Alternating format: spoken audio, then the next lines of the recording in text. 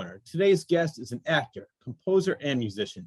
He became a singer for Jamaican Tourist Board as a child, performing as many as 2 to 3 times a day all over the island. And he hasn't looked back since. He has crossed paths with and performed with many legendary musicians. In 1992, he was scheduled to perform at a Mardi Gras festival in New York City, but had one little problem. He didn't have a band. A producer involved with the show said, "Don't worry about it. I have some friends I'm going to get for you." Those friends happened to be Chris France and Tina Weymouth of the Talking Heads and the Tom Tom Club. He was asked to join the Tom Tom Club and later took over as lead singer. He remained in the band for 20 years. He has now taken his reggae roots and his love of the Talking Heads to blend the perfect mix. The result is the phenomenal Mystic Bowie's Talking Dreads. So without further ado, let me introduce you to the legendary, the extremely talented Mystic Bowie. Thank you very much for being on the Claw's Corner. Thank you very much for allowing me to be here with you. I was mentioning to you off the air very recently, I think it was maybe 3 weeks ago or so, I saw you at the Broadbrook Opera House, Talking Dreads, sorry. And yeah, it just popped up. So I've been there before, it popped up and I said, this seems good, like it's going to be interesting. I walked in there and you put on a phenomenal show. I love it as for people who don't know who you are, you take music of the Talking Dreads, but you also have Talking Heads, you also have originals, but you put the reggae mix to it. And it's such a perfect blend of Talking Heads, reggae, and so much more. And what I love about you is you're such a great performer. When I first got there, everybody's sitting down in their chairs, just waiting and waiting. As soon as you got on the stage, like, come on, get up here, let's start dancing. By the end of the night, everybody was up dancing, having a great time. Like it's supposed. What was that? Just like it's supposed to be. Exactly. No, you've been doing this for a long time and you do it very well. Thank you. Before we even get started on your incredible career, I want to give a shout out to your daughter, singer, songwriter, and actress, Crystal Campbell. She's going to be not in 1, but 2 shows. One's going to be City on a Hill starring Kevin Bacon. It's not a bad deal right there. And she's also going to be on the HBO comedy Wildlife. So congratulations to your daughter, Crystal. Thank you. I know she's on set right now. They're shooting right now, so she's not going to be able to watch this, but hopefully she can watch it later. I'm going to make sure to tell her that, you shout out to her. Yeah, maybe one day I can even have her on the show. I'd love to talk to her. I'm sure she would love that. All right, so now onto your career. I want to go way back to Mystic Bowie, the early years. How old were you when you first started singing? I was discovered when I was 7 years old. I was singing in church. I was the youngest child on the church choir with my grandmother. And when I was 9 years old is when a record producer by the name Jack Ruby was dating a girl from my community. And he came basically asked, the girl basically told him, "You're going to come visit me here in my community, you got to come to church with me." So he agreed, and that day I was in church singing on the choir. Again, by then I was 9 years old. And he approached my mom and said, "Have you ever thought about recording him?" And my mom was like, "For what?" Are you crazy? But he was serious, and he recorded a single of mine when I was 9 years old. I have no idea what became of it. He passed away since then. And basically I started performing for the Jamaica Cultural Development Commission. And when I was 13 years old, I won that competition. And then I won again when I was 14. And they just basically, I guess they realized I have something special about me. So they keep putting me to perform in the hotels and start sending me to Peru, Mexico, and Bahamas, and different places like that to represent the Maroon traditional music. Because I wasn't a reggae singer. All those times I used to be singing mento and calypso. Mento music, invented by the Maroons, which is the tribe I was born in. Jamaican folk, right? Yeah. Jamaican folk. Correct. Mento is a Jamaican folk music. So that's what I was. That's what I used to sing, and that's why I used to get. Basically, as a child, I would get all the work because every other child in Jamaica want to be a reggae singer, you know, they want to sing the typical pop stuff that they hear on the radio that comes across. But for me, with my tribal background, I kind of stick to the traditional mentor music. And because I was basically the only child on the island that's, you know, have my head set in that direction, I got all the work in the hotels. Yeah. Did you ever have any formal training in singing? Because I mean, at 7 years old, you just started singing, you're having a good time, you really weren't taking it. I mean, maybe you were taking it seriously, but you're a kid having fun. Did you ever, I mean, obviously you had a talent, you still have a talent, but did you ever say, I want to train my, you know, the breathe through my, you know, breathe correctly, sing correctly, or did you just have that natural talent? It was natural. That's why I came to that conclusion, and music have chosen me. Because I've never once taken vocal lessons or any music lessons whatsoever. I'm a drummer, percussionist, and I taught myself all those things. And the little bit that I play from other instruments, like just for writing purposes, I also self-taught. So I came to that conclusion. Music chose me because I didn't go out and say I want to become a singer or I want to learn to play an instrument. You know, I just that energy basically. Yeah, which you bring a lot of energy to the stage, and that makes it so much more fun because anybody can get up on stage and play music, but the music and you are that you become the music. Like it just, I could tell, like you're on stage and you're just so into it. You probably don't even realize what you're doing. You're just having so much fun getting everybody into it. And I love, you're a great showman, and that's just as important as being a good musician. Indeed. Thank you very much for saying that. I mean, I always try to tell folks, even the younger kids that I teach is, you know, our mentor at times, like there's a lot of amazing singers out there. There are a lot of amazing musicians, but believe it or not, there are not a lot of amazing performers. Yeah. You know, so I keep explaining to them, like, believe it or not, most of the folks that have hit songs out there are not songwriters. They're not even musicians. They're literally just a package, a product, because they are showman or a showwoman. They're a show person, and that's why they are where they are, you know. So for me, I was fortunate to be blessed because like I said, I haven't taken in any of those fields. I have not taken any formal training. Is just basically doing what I love to do, have fun with it. And I think what I'm getting back, what you saw on stage was basically your reflection. And I see my reflection in you. And I think that reflection bouncing back and forth is what make me do what I do and being successful as a performer. Which brings me to the part where I want to ask you, where did you get the name Mystic Bowie?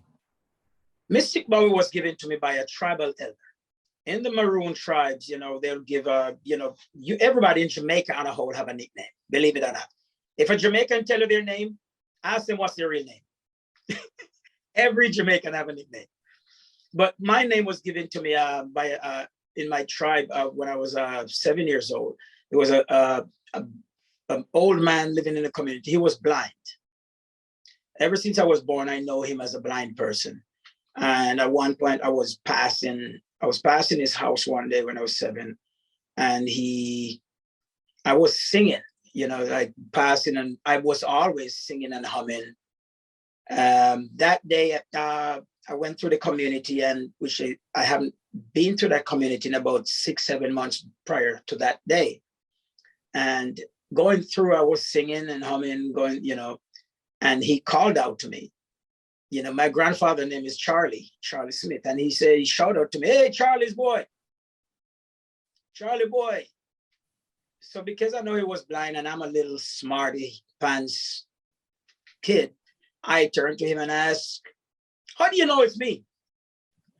He said, "Because you are a mystic." He said, I knew you were coming up that hill before you even knew you were supposed to come up that hill. You are a mystic. And that name stuck with me from that day, and the kids started calling me Mystic, and I basically represented, that's the name I represented by now. And Bowie is for that sharp, the Bowie knife. Yeah. Later on, people start telling me, boy, you're sharp as a Bowie knife. I want to bring up your grandfather because doing my research, I was laughing at some of the things that your grandfather said. Well, one thing I love what he said is the Bible is a great song. It's like the Bible. It's open to interpretation. I love that. But my favorite quote from him is bad people are assholes. Good people are whole asses. He was a very wise man. Man, you know, it amazes me to know that the older I get, I realize how smart those old people were. Because them talking to me as a child, you take it for granted, those parables, because they never just come straight and say things to you. Yeah. They say stuff in parables.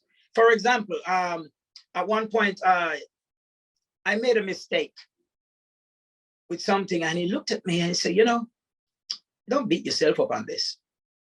He said, you know, if you go, because there was an apple tree in the back of the yard, he said, if you go up to that apple tree and you step in a pile of dog doo-doo today, it's a mistake. He said, if you go back up there tomorrow and step in that same pile of doo-doo, you're a damn fool. And this is how he would speak to me.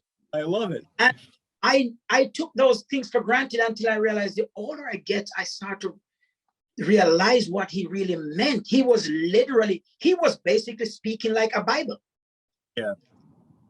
He was literally speaking these parables, these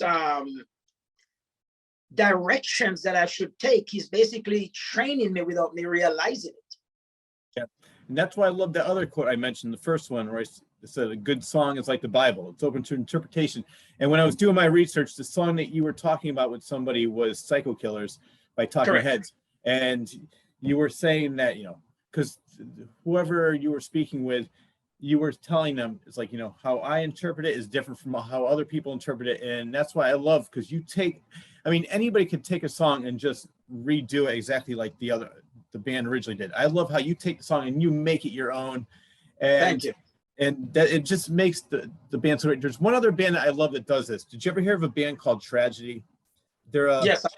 Yeah. Never seen I had them on the show before, and I've seen them several times. They're a metal band that plays disco songs, and it's just fun because they take the song, make it their own, and they have their oown style. And just like you have so many influences, as you mentioned before, calypso, reggae, pop, and you blend them all together. And I'm so glad. We're going to talk about how this whole band started and everything, but I just, again, want to let everybody know, Talking Dreads, check them out.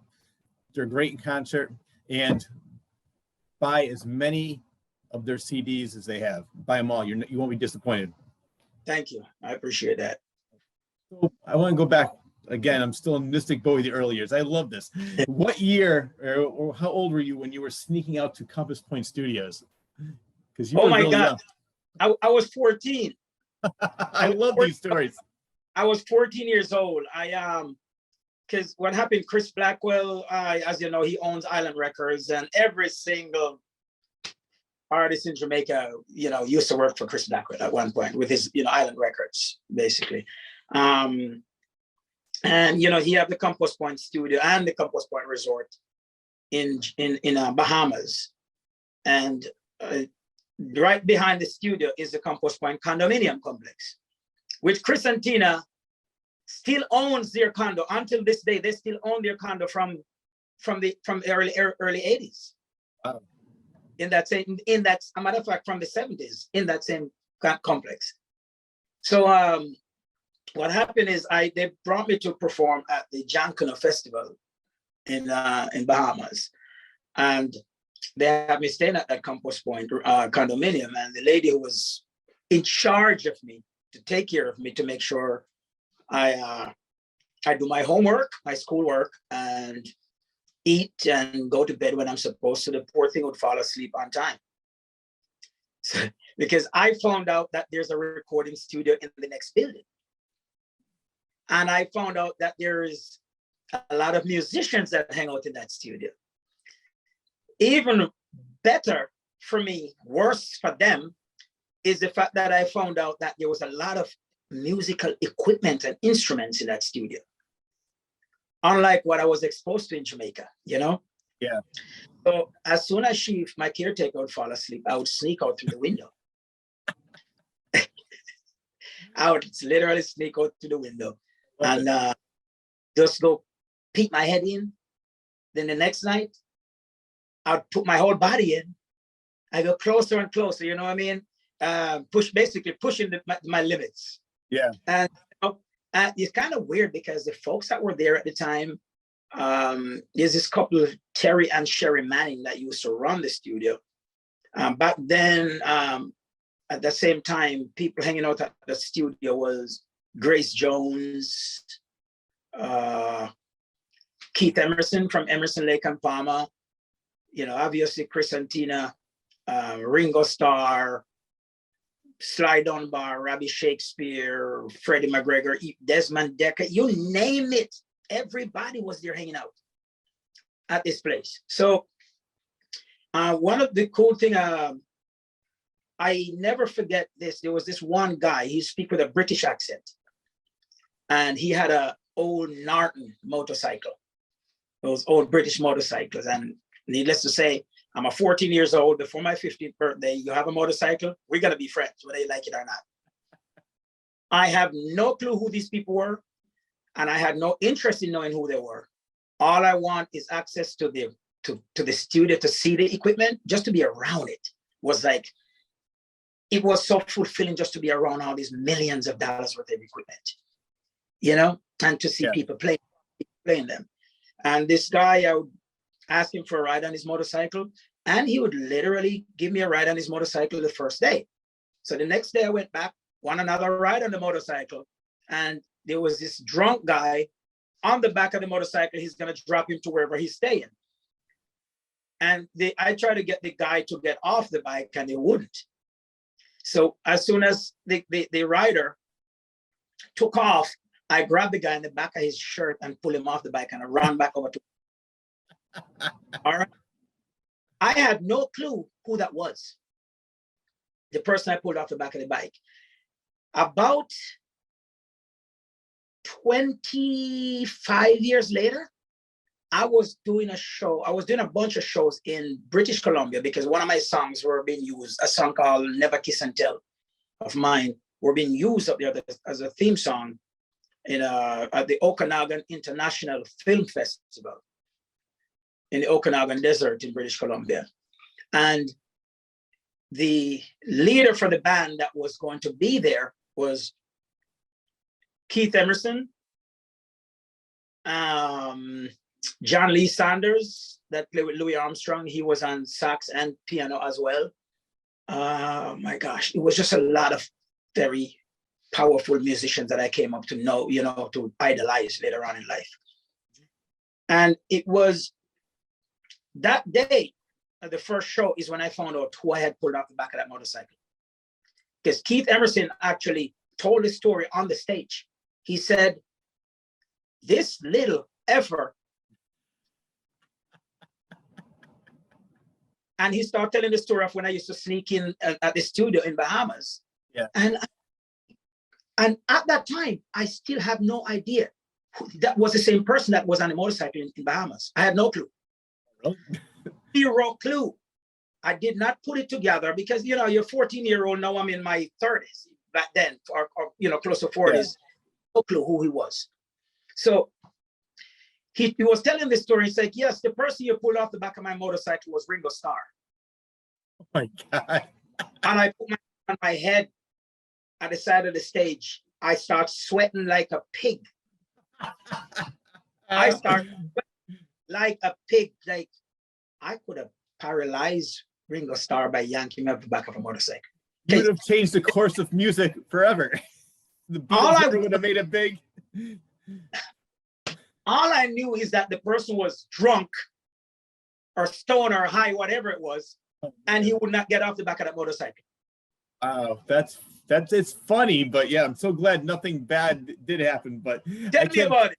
How it became, you know, I get to know his son, yep. You know, Zarky, and it's like, yep. Dude, I yanked your dad off a friggin' motorcycle. I almost killed your dad. How are you? My name is Mystic.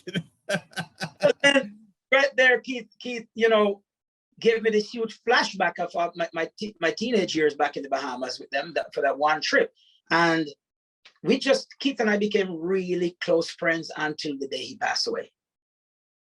Let's stay on that one, because Keith Emerson, I saw, as I mentioned in the intro, I said actor, and I saw that there was a movie called Emerson, a picture of an exhibitionist. It had you, Greg Lake, it had Spinal Tap, Michael McKean, Christopher Guest, Harry Shearer, and so many other people. I looked everywhere for it. What is that, and where can people find it? I have no idea. Okay. I have no idea. What I think it was everything was done by somebody there in British Columbia. I think it was a part of that film festival that we were, because I know Donnie Glover was a part of that thing as well.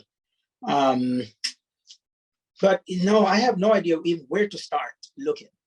Okay. Yeah, it seems, I mean, it had such a great cast. John Anderson, I mean, so many other people.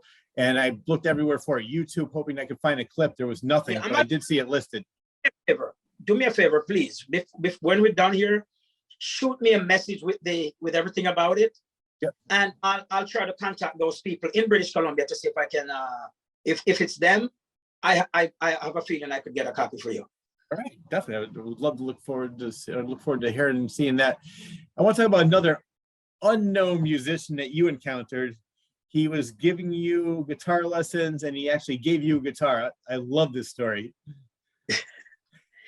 Yeah, in November 1982. In November 1982, I was performing. Obviously, I perform in hotels. That's my thing. Is just performing in whatever hotels. And there was group that came down from the States to perform in Montego Bay, Jamaica. I was performing in the hotel that they were staying in. And all I was doing is just like cabaret stuff, people when I come down and see this little kid jumping around and doing his mento and his calypso, So, well, one of the member of the band, the American band that came down, he would, he have an acoustic guitar where he would, every so often he want to vibe out, come out and just by himself on the beach, sit on the sand and just play his acoustic guitar, looking at the ocean, and I would completely ignore the fact that man was just trying to enjoy his tranquility because I was so damn nosy, and I saw a person with a musical instrument. That was his mistake, is to let me see him with a musical instrument. So I went out and I sat right next to him. After my performance, I went out right next to him. And he didn't chase me away. The next day, I did the same thing when I saw him again. So he started put the guitar in my lap and showed me how to hold a few chords. And he was pretty cool. This curly hair, bushy hair dude. And obviously he liked to spend some time by himself because that was multiple days he would do that.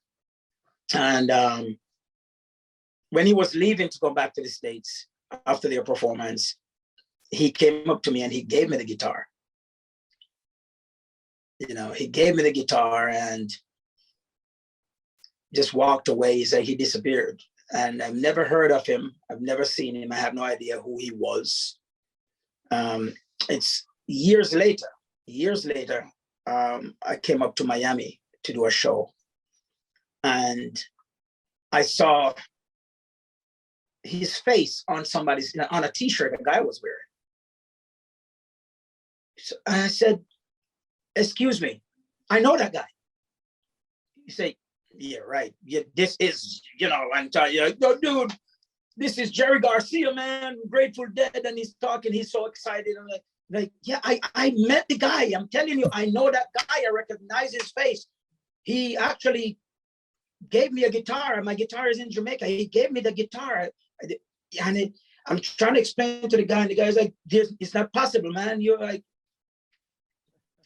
then I start coming up further north to perform. When I get into New York, I saw him on somebody's t-shirt. And I was telling the person who happened to be at one of Island Records distribution center in Queens, New York. And I was there talking to them, telling them that that guy that you have on the t-shirt up there for sale, I met that guy in Jamaica. He's like, oh yeah, he was there the same time you were performing at a hotel he was playing in Jamaica. That's Jerry Garcia from the Grateful Dead. I was like, so he's famous? They said, yes, he's famous. I'm like, he's really famous? They said, yeah, he's famous. I have no clue who I was, whose company I was in. And that's what all these. I love all these stories. I mean, you don't realize that you're on the motorcycle with Keith Emerson, you're pulling Ringo Starr off, you're getting a guitar from Jerry Garcia. All these people, you're just a kid, you don't have a clue who these people are, and you're just mixing with rock and roll royalty over here. I love it. And I think if it was any other way, it wouldn't be as special to me. It wouldn't be as special. And it turned out to be the same thing with Chris and Tina. Because back then in 82, when I saw them in the Bahamas at Campus Point, they all were hanging out together. You know, they were all hanging out at Campus Point, and I met them there. Yeah. It's not until 1992 into 1993 when that Mardi Gras festival was going to happen in New York, and I was the only reggae act. And the guy asked me, at that time I was married and lived in Weston, Connecticut. And the guy asked me to perform, and I was explaining to him I don't have a band. And it was the same exact thing. I'm living in Weston. He's like, don't worry about it. There's a group in Fairfield, right by the border of Weston where you live in. It's like literally 5 to 7 minutes from you. You can ride a bicycle there if you want to. They're going to be your backing band for this event. And I showed up, and it was Chris and Tina. So like the same thing. It's almost like me living in this world where meeting Jerry, he gave me a guitar, he gave me some lessons. Then I came to know that Jerry was famous later on by seeing him. Then it was the same thing with Keith Emerson. Yep. Met Keith Emerson there. He was really nice to me. Ran into him again to do some work with him in British Columbia, to find out he was one of those same guys.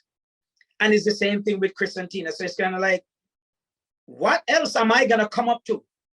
But so far, I haven't had any regrets, major regrets.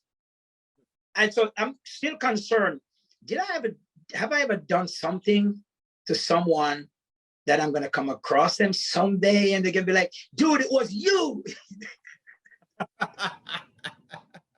Well, it's so great to hear that all these people you run into are just down to earth, nice people.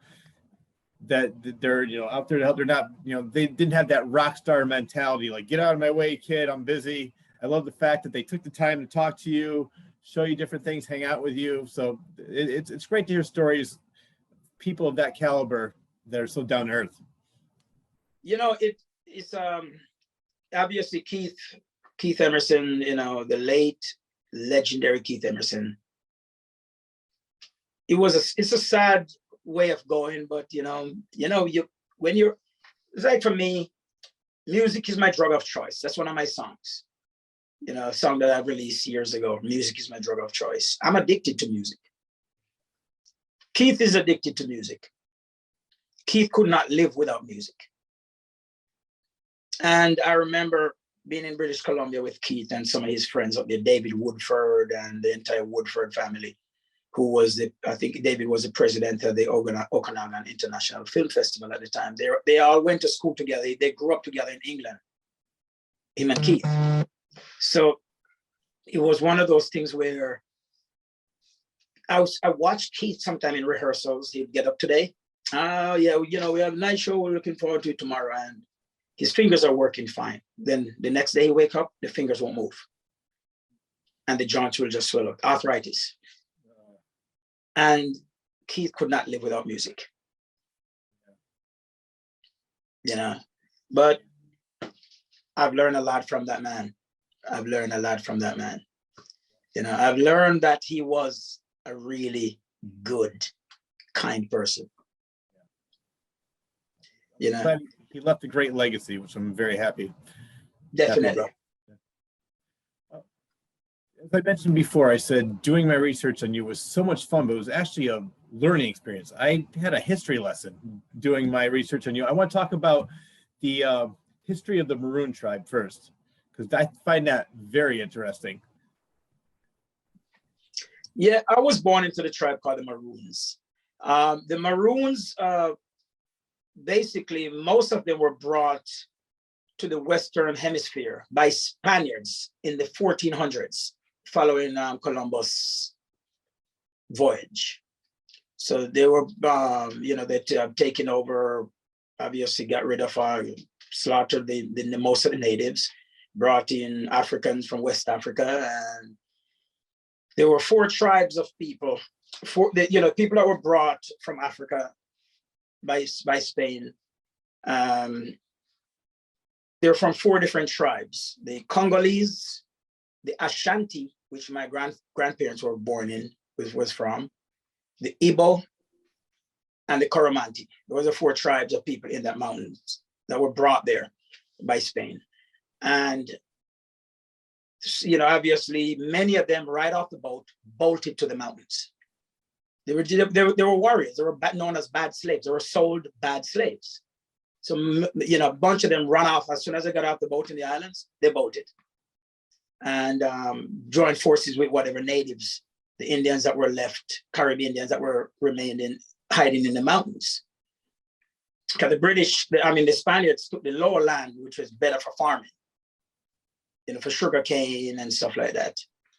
So in 1655, the British invaded. 1655, the British invaded, started a war between them and Spain to take over most of those Caribbean islands, including Jamaica.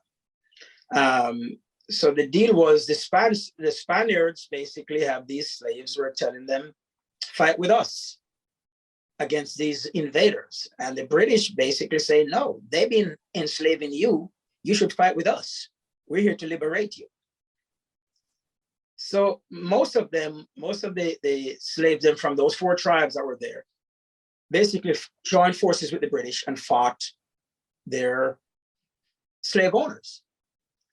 And the British won, but the British reneged. It was a lie. The British tried to reinstate slavery to all those people. So there was a problem right there. Because folks are like, well, you lied to us, you made us a promise, and now you're going back. So that was the first conflict between the British and the Maroons, the British and those tribes, those Black people. Eventually, the British was losing too many soldiers, too many men they were losing, because they every so often have to keep sending boatload of soldiers just to fight these runaway slaves. Because the runaway slave went and joined forces with the ones that had run away from the beginning in the mountains, who now know the ins and outs of the cockpit mountain of the cockpit country. They know the ins and outs. So there's no way the British could win anymore. So they were just killing off this British. By the time you put a powder in a musket, put a ball in, pack it in, there's 20 bow and arrows in your body. So the British at one point, they actually thought that their soldiers were leaving for better paying jobs in other islands, in neighboring islands. And our captain, Kojo, from the runaway slaves, were like, no, your people are not running away. So they actually brought some of their heads and showed it to them. Like, no, we're killing them. So the British couldn't afford to lose any more soldiers. So in 1738, January 6, 1738, King George III sent his 2 lawyers to the community of a compound in the mountains and sat with, I'm going to backtrack. Remember I told you about those 4 tribes of people that were brought there from Africa? Yeah. Individually, they could not beat the British. So they sat under what we call the kinda tree. It's an old mango tree, thousands of years old mango tree, which is still there. We call it the kinda tree. Kinda mean one family. And the head of the 4 tribes got together under that tree and they slit their hand, the palm of their hand, squeeze it in a gourd, pour some rum on it, some homemade rum on it to sterilize it, to kill whatever germs, and they all drink from it. Then they said, from this day forward, we're fighting as one family.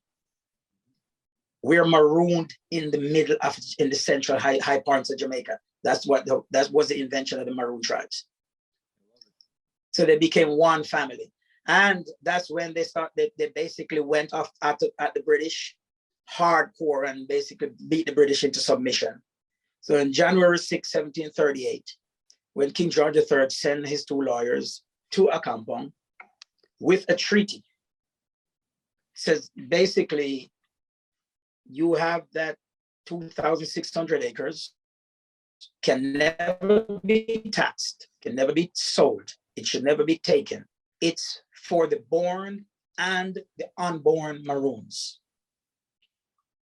So I can hand it down to my kids, or just like my grandpa handed down to me, and so on, but it cannot be sold.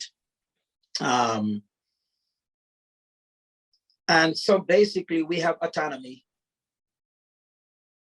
We have, sorry about that, somebody was trying to call it. We have autonomy from Jamaica ever since January 6, 1738, while Jamaica was still in slavery for almost another 200 years. So we're almost 300 years old, independent from Great Britain, while Jamaica is only 54 years old. I never knew any of this until I started doing my research on you. It's so interesting. And I love your January 6th story so much more than I love the American January 6th story that's going on now. Oh. Yours has a much happier ending, and it's much more significant than anything that's happening now. But it's a very happy ending, but we still, for example, right now we have Jamaica. The tribe have Jamaica in court right now. We just sued Jamaica again. Yeah. Because what happened is, there's a company in the US called Noranda. It's an aluminum mining company. It's a mining company. They mine for aluminum and other minerals. And Alcan is a company from Canada. They've been mining Jamaica for who knows how many years they've been mining in Jamaica. But they mine out most of Jamaica already. The only place that's left that they haven't mined, are able to mine, is Maroon Tribal land. So Jamaica has been secretly trying to sell off mining license to US and Canadian companies to mine bauxite in Maroon land. So we currently have them in court right now as we speak. How's it going? I mean, sure, it's going to be in litigation for a long time, but yeah.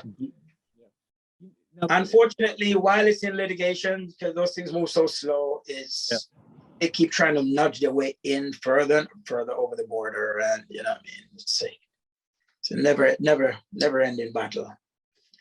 But I actually enjoy my story, my heritage, my background, where I came from, and so the fact that you find it interesting, I'm very happy for that. Thank you. Well, you're welcome, and you should definitely be very proud of your heritage, because it's great. Now, is that true that they're the only remaining unified tribe? We are the only remaining unified tribe left in Jamaica, are the Maroons. Yes. And Maroon means wild or untamed? Both. Yep. Basically, it's from it derived from the Spanish word, the Latin word cimarron. Cimarron, wild, untamed. It's almost like cannot be tamed. You know, like the back in the day, the Latins, they would have if they're training horses, they were like, that one is a cimarron. Basically, just let it go, because they cannot tame that horse. So that's where the whole thing came from. We were marooned. No, why do you only eat pork once a year? Say that again? Why do you only eat pork once a year? What happened is the Spaniards had brought pigs, wild boar, to Jamaica as a part of their, to sustain after Columbus voyage, they need food. So they have to start bringing stuff on the islands to sustain themselves. So then a lot of the pigs became wild. Yeah, wild boars used to be running around Jamaica like crazy. And that's what the Maroons would hunt whenever they need protein. They would literally hunt wild boar in the mountains. And needless to say, the wild boar is not going to stay down in the sugarcane plantation. They're going to come in the mountains where the slave owners or masters won't hunt them, won't see them to shoot them, to eat them. So they head up in the mountains where the Maroons get to hunt them. Yeah. So that's significance. The significance that we eat pork only once a year on January 6th, because that's our Independence Day, and it's basically reliving the moment of us hunting. They basically, slaughter that pig, and they cook that meat exactly the way our ancestors would cook it. Zero, no seasoning, no spices, just natural in a pot of water, and that's how it is, and that's tradition. And so that's the significance of us eating pork only once a year. I'm sure there's a lot of Maroons who eat pork just like everybody else. Yeah. But myself, who don't eat pork, and a lot of other people, that one time a year is when I eat a little piece and because our elders, ancestors taught us that you eat a piece of this pork that we bless that on that day, give you good luck for the rest of the year. And you make it a priority to make it down back there on January 6th for the celebration? Yes, oh, good. Yes. I want to talk about the Maroon Festival. What is that? The Maroon Festival is basically some people in Jamaica, they call it the Maroon Christmas. Some people call it the Maroon Festival. We call it the Maroon Independence Day. It's this January 6th. Okay, so it's the same thing. Yeah. All right. But what they do, it's like instead of just January 6th, we started from January 1st to January 7th. So the festival, the event just keep getting bigger and bigger, and people come in from all over the world, and the parties just keep going on. People basically dancing and chanting and drumming and singing, eating and drinking 24 hours a day for 7 days. I think I know where I'm going to be next January 6th. You should. I have friends from the States that visit me there for January 6th. A lot of people. I think I'm gonna renew my passport. I'm gonna see you there. I would love to go there. Have to do it. Come down, so you have a place to crash. So think about it. I really do appreciate that. Recently, I'm not sure if you saw this. I saw a documentary called "Who Shot the Sheriff." It was all about Bob Marley. I did not realize how political Bob Marley was. I didn't really know a lot about him, but I mean, he's the one that was trying to bring both parties together, and he actually had to leave Jamaica because somebody actually did shoot him. They killed somebody else. They shot him in the arm. He was in London for a while in exile, and came back for this big festival, tried to bring, and I did not realize all the hysteria and all the uprising that was happening in Jamaica back then. Is it much better now? It is a lot better now. Yeah, it's by 90%. Yes, definitely. Okay, good. What happened is, like my 3 children were born here in the States, and for me, who is not from here, I always explain to my children, appreciate what you have. Appreciate this United States of America and what it have to offer you, because this country sacrifice a lot of innocent people from other countries so you can have what you have in this country. This country, it's like the big fish eat the small fish to survive, to stay on top. Because what was happening is Jamaica had this prime minister, Michael Manley, his name was, who was friends with Fidel Castro. So he was more basically pushing Jamaica in the direction of grow your own food, invest more in education. That was his thing, was basically he was giving people free housing to make sure that, to take the housing stress off people so they can focus on sending their kids to school. And then the fact the United States found out, remember, the United States need that bauxite, that mining bauxite out of Jamaica, among other things that they need control of. So the United States sent down what was, because you don't have to be a born Jamaican to be a prime minister in Jamaica.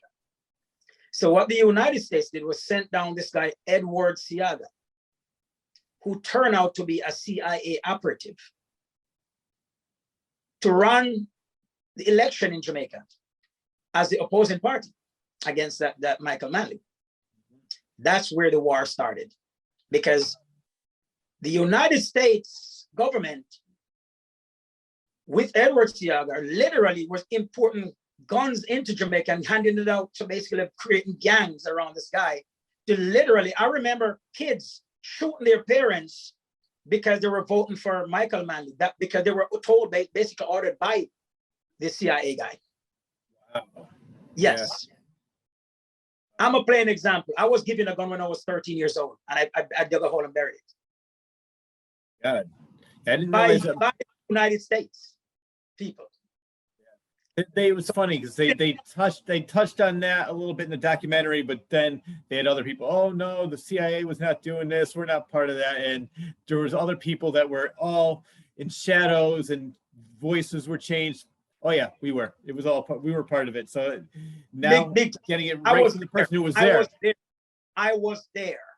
Exactly. I wasn't old enough when most of it was going on, but I was born and get to live to experience some of that. You ever have a chance to see Bob Marley? No, that was one of the things that I did not live to experience, is to see Bob Marley in the flesh. You ever have a chance to play with any of his children, like Ziggy or? I mean, I've been around them. I've worked in their studio. I've talked to them, whatever, but we never get to play with them. I mean, we play on the same festivals together and stuff like that. We talked. We share some of the same musicians, like, some of the musicians that play with Ziggy Marley and the Melody Makers back in Jamaica. One of the guitar player he also play with me sometimes. So we share musicians. We spoke, we talked, whatever, but we never worked together, to say. I did not realize how young he was when he died. I think he was 39 years old. Yeah. Wow. But he has another person with amazing legacy. And I was so impressed with the fact that, like, he said, nope, this is more important in my life. And he came back there risking his own life to try to, bring peace to a nation that just did not want peace. Or obviously now we know the U.S. had a lot to do with that, unfortunately. Yeah, but if you listen to that, if you watch that documentary, I think there was a guy, an American guy, while he was dying, actually, that he was a part of that group that basically went to assassinate Bob Marley. Yeah. So, but like I said, I told my kids, appreciate what you have, because this country sacrificed a lot of lives in other countries to stay on top, so you can have what you have and do what you're doing right now. We're going to get into like how appreciative you are and how you always give back to the communities, and I want to get into that. But first, let's get back to, I know how originally you met Chris and Tina, but you met them at the Compass Point Studios. Years later, you're doing the festival. They said, we have the backup band.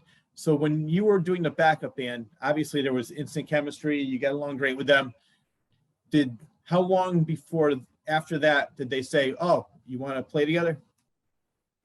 Actually, instantly, while we were still in New York after the show, after my performance, Tina turned to me and said, you should come by. We love your energy. We love your voice. You should come over and let's write some songs together. So it was instant. So we started hanging out. I started going over to them, writing songs, and then the guy who was fronting the Tom Tom Club at the time, his name is Charles Pettigrew. He was from that duet, Charles and Eddie. They had a big song way back, would I lie to you, babe? Would I lie to you? So he was the front man for the Tom Tom Club at the time. But it was the same period when I we started doing that, when the back end of the show, Charles was getting ill with cancer. And while I'm already there, I became really close friends with Charles, which I would literally drive. Chris and I, he was from Philadelphia, so he would be in the hospital in Philadelphia. Me, Chris, and Tina would get in the car, we'd drive multiple times to Philadelphia to the hospital to spend the whole day in the hospital with him. And in the hospital right there, Charles turned to me and said, Mystic, I need you to take over for me. And Chris and Tina turned to me and said, Mystic, we'd love for you to take over and be a full-time member of, singer in the Tom Tom Club if you wish. And, I had my own band back then. Obviously I was in a ton of Mystic Bowie shows. But then I thought about it, and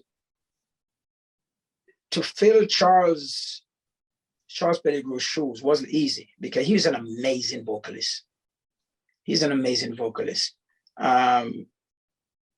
we struck that friendship, and I couldn't say no to him, and I couldn't say no to Chris and Tina either. Yeah. It was meant to be. It was meant to be that way. But that's an opportunity you definitely cannot pass up. I mean, you could always, play with your band, but also tour with them and do things with them, which, I'm so glad that you did stick with the Tom Tom Club. And I want to talk about that. I love watching documentaries. I saw a documentary recently on punk music, and it wasn't Tina, it wasn't Chris, it was another member of the Talking Heads, and they were saying it was when punk got rid of that term and it became new wave is when they found their biggest popularity, because punk wasn't cool, or it wasn't, it was too underground. Then it became new wave, same music. They're like, oh yeah, we took off.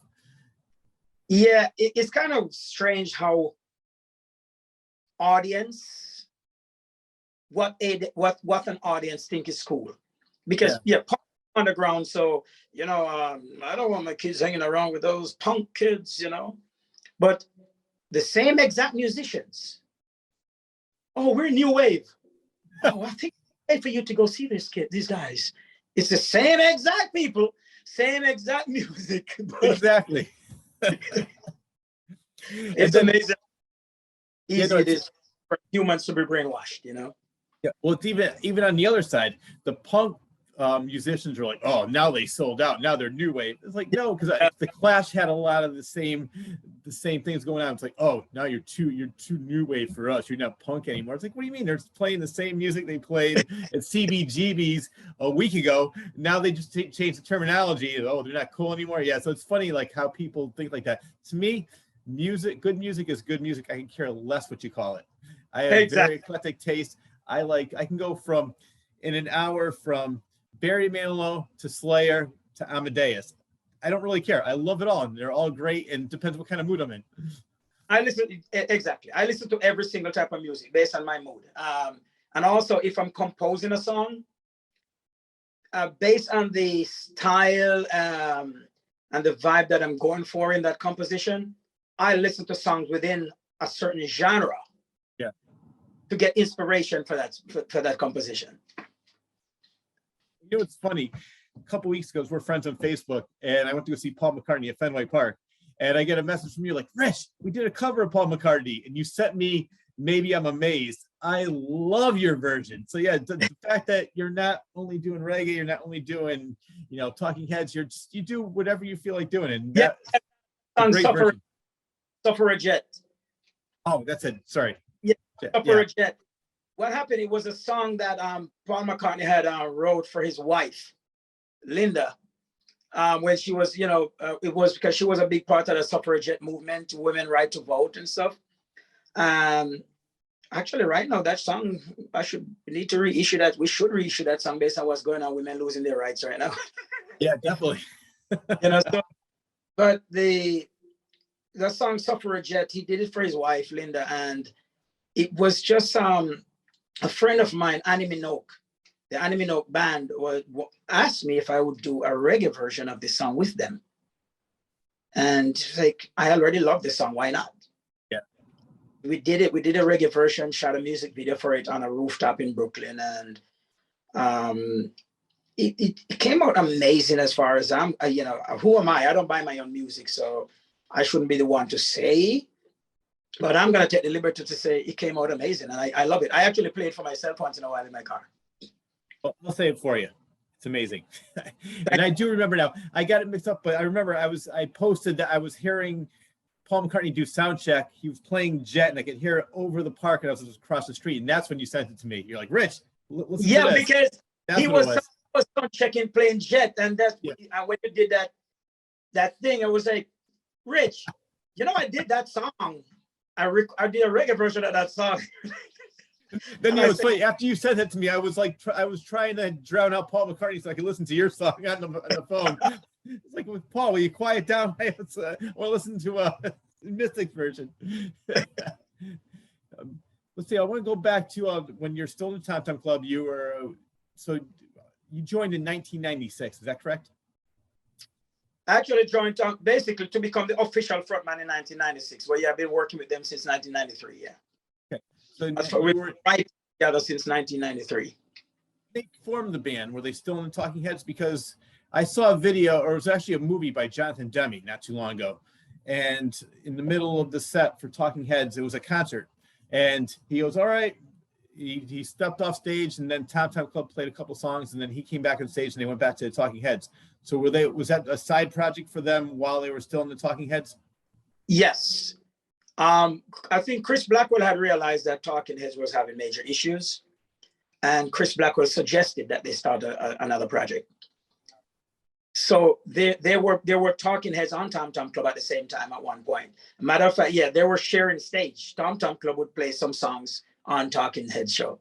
Yeah, and it was pretty cool because when I just started being the frontman for Tom Tom Club, I was doing 2 shows, and sometimes Mystic Bowie would be opening for Tom Tom Club. So I would be singing 2 shows, 2 sets the same day. I love it. Were you part of the Tom Tom Club when they were still in the Talking Heads, or no? No. You never had a chance to play with the Talking Heads? No, I haven't had a chance to get to play with Talking Heads. No, I wish. You still had. Well, doing my research, and I love about you, and you just mentioned this. About playing 2 shows here, 2 shows there. You will play anywhere. I want to talk about the time you played in a submarine. Oh yeah. It was some fans of mine who became friends. They had this seminar called the Baby Bathwater Institute, and so they go all over the different parts of the world and hold their seminars, and it's a fun seminar. And so they have us play, you know, the main act in Croatia. And so it's amazing. Like Croatia is just a bunch of islands in the middle of the ocean, and it's beautiful and whatever. And this guy's like, oh yeah, you know, we have access to a submarine. You want to play in it? But like, are you serious? We gonna get to perform inside of a submarine while window under the water? He said yes. So we did it. How big was that submarine? It must have been extremely cramped. It wasn't big. It wasn't big, but we made it work. Oh yeah, of course. Acoustic performances, not we didn't fit the band, you know. But it was amazing. It was myself and this guitar player John DiCarlo, and on bass was Mike Tepper. I forget the name of the other guys, but it was like, oh my God, that was an amazing time. Was that with your band, or was it with Tom Tom Club? That was with my band. Okay. It was one person from my band and just pickups from other bands. It was just like pickups, you know, to do this this one trip. You're in the Tom Tom Club. You were in the band 20 years. When and how did you come up with the idea for Talking Dreads? I was always a fan of Talking Heads because back then Talking Heads music was one of those music that would, you know, play on the radio in Jamaica because of obviously the connection with Chris Blackwell and the, you know, and the friendship between them. But I always admire David Byrne's lyrics. His David is literally one of the best storytellers. And Bob Marley is my number one storyteller. Yeah. That David Byrne have to be up there. You know, if the way he tells his stories, again, it can be interpreted by anybody, you know, in, you know, how you want to, how it fits your lifestyle, how it fits you as a person. And I always wanted to see Talking Heads get back together. That was always one of my wish. A part of that selfish wish of me want to see Talking Heads get back together is with the hope that since I'm already singing with Tom Tom Club, that I would become a backup singer for Talking Heads. And while on tour, I've seen the offers come in. Literally, the major offers would come in for Talking Heads reunion album, a reunion tour, a reunion concert. And Chris and Tina, Jerry Harrison, Steve Scales, everybody basically jump on the idea, happy for the idea, because it's a great idea. Yeah. David Byrne always say no. He always say no every single time. What? So what was his reasoning? I have no idea. I've heard, you know, I've been around them all my life, most of my life. Basically, I mean, you hear stories, but stories that I don't discuss, you know. Oh, I completely understand. I was just, yeah, I mean, not even the fact, even if he doesn't need the money, just for love. I mean, an example I always bring up is Paul McCartney. The guy just turned 80 years old. He obviously doesn't need the money. He just does it for the love. He does it for the fun. He enjoys the music. He's just like you. I mean, that's why when I was thinking about performers and I was mentioning you and you're just like that, he is probably one of my top performers, Paul McCartney. He's still laughing, dancing, having a great time. I mean, he doesn't move as well as he used to, but still. And you could tell he's enjoying himself. And that's why I'm just surprised. I guess maybe some people, and we won't discuss it, but maybe some people just don't enjoy it as much as other people. Yeah, you know what? I think in David's case, it's not that he don't enjoy music. David enjoys his music. If you watch David's group right now, even his Utopia project and all, David is having fun with it. David is having amazing success with his American Utopia project. I mean, his shows are absolutely wickedly amazing. Yeah. You know, so he's having fun. It's just that animosity within Talking Heads that's where the issue is. Okay. No, I completely understand. Yeah. So while I was on the Tom Tom Club and I saw these offers coming in, I get so disappointed. So like, you know what? Then I got inspired. I got this inspiration. This bulb went off, and I turned to Chris and Tina. I said, "What do you think about me starting a new band called Talking Dreads? And I'm gonna license Talking Heads music and record them in reggae." And they both turned to me and said, "Oh my God, great idea! You should definitely do it." And to legitimize it, I want to make sure I go to the root. I had a meeting set up with Seymour Stein, the founder of Sawyer Records, who actually founded and signed Talking Heads for the first time. Talking Heads, Ramones, and all those guys that were playing at CBGB's. He was telling me the story of walking by and heard this music, and he walked in and blah, blah, blah. But when I went to him and told him about the idea of me recording Talking, that's when he actually turned to me and started telling me the story of when he had discovered Talking Heads at CBGB's. He said he was walking by one day coming from his office, and he heard this song playing. The song is entitled "Love Goes to Building on Fire." He said, "You'll have my blessing if you do this one song for me." So yes, I rewrote the song, the reggae version of it, and I put that song on the album.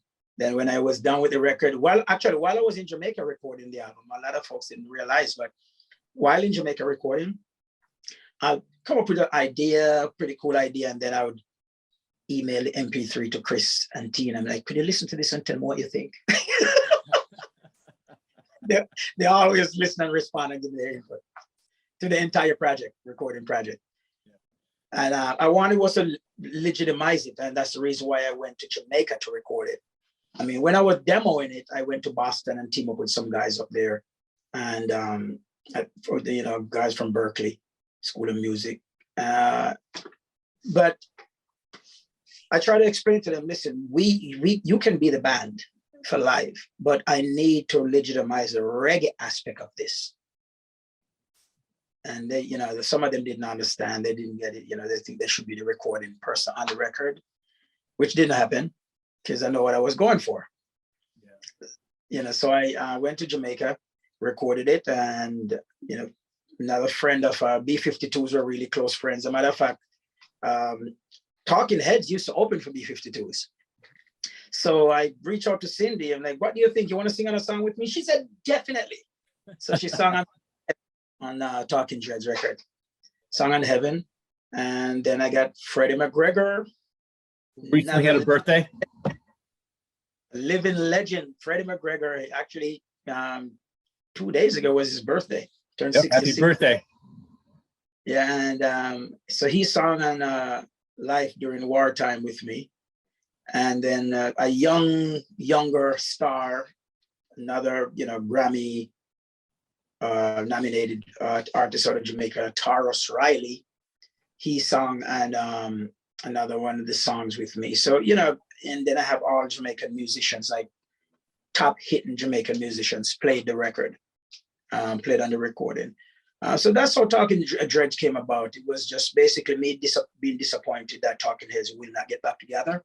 And I need to hear that music. And there's a fan base out there who need to hear that music, who's been deprived of hearing Talking Heads music. And Talking Heads music was already so rhythmic. So why not just put reggae to it, which is already rhythmic and it's my background. Like I said in the intro, it's the perfect blend, perfect mix. So when you first started the band, did you only plan on doing covers, or did you always have it set that I'm going to do cover songs along with originals? I always wanted to do both.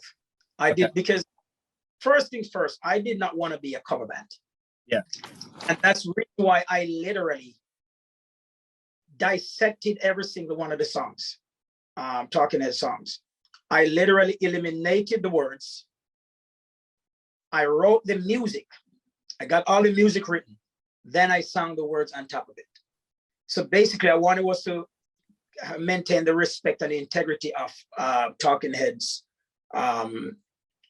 lyrics, the lyrical contents, and the lyrical melody, vocal melodies for the most part. But I wanted was to also legitimize and respect and maintain integrity of the reggae. So it was a lot of work. It was a lot of work put into it, but it was easy again because I was already singing with members of Talking Heads. I'm really well familiar with their music, and I'm very well familiar with reggae.